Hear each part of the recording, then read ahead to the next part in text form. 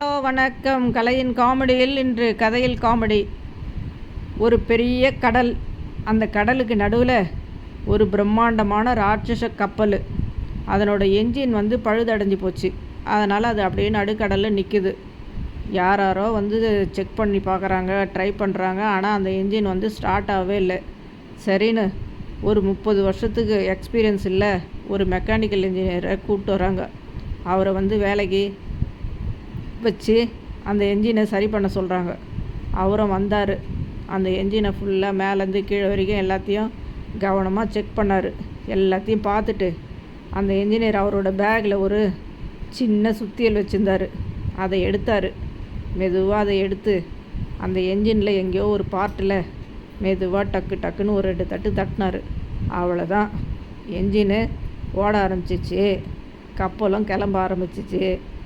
அவ்வளோதான் சார், எனக்கு இதுக்கு $20,000 ஃபீஸு கொடுத்துருங்க அப்படின்னாராம் அந்த கப்பல் உரிமையாளர்கிட்ட.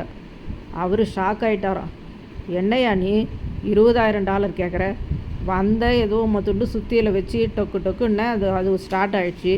இதுக்கு $20,000 வேணா $2 தரேன், வாங்கின்னு போ அப்படின்னாராம்.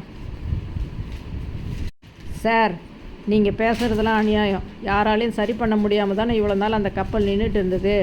நான் தட்டினதுனால தானே ஓடுது. இங்கே பாரு, நீ ஏறக்குறைய எதுவுமே செய்யலன்னு தான் அர்த்தம்.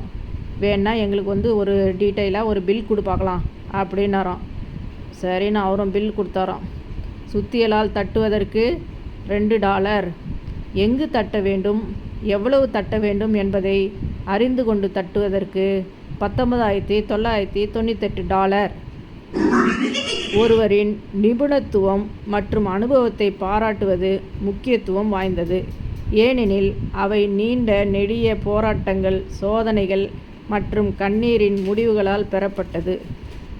நான் ஒரு வேலையை 30 நிமிஷத்தில் செய்கிறேன்னா அதை 30 நிமிஷங்களில் எப்படி செய்யறதுன்னு 20 வருஷங்களாக கற்றுக்கிட்டு வரேன். நீங்கள் எனக்கு கொடுக்குற சம்பளம் பல ஆண்டுகளுக்கானது, சில நிமிடங்களுக்கு அல்ல என்பதனை நீங்கள் புரிஞ்சுக்கணும் சார். இதெல்லாம் நான் 20 வருஷமாக கஷ்டப்பட்டு கற்றுக்கிட்டதுனால்தான் எங்கே தட்டினா எப்படி தட்டணும்னு எனக்கு தெரிஞ்சுது. அதனால் நீங்கள் அந்த $20,000 சம்பளமும் என்னோடய உழைப்புக்கு நீங்கள் கொடுத்து தான் ஆகணும் அப்படின்னாரோம்.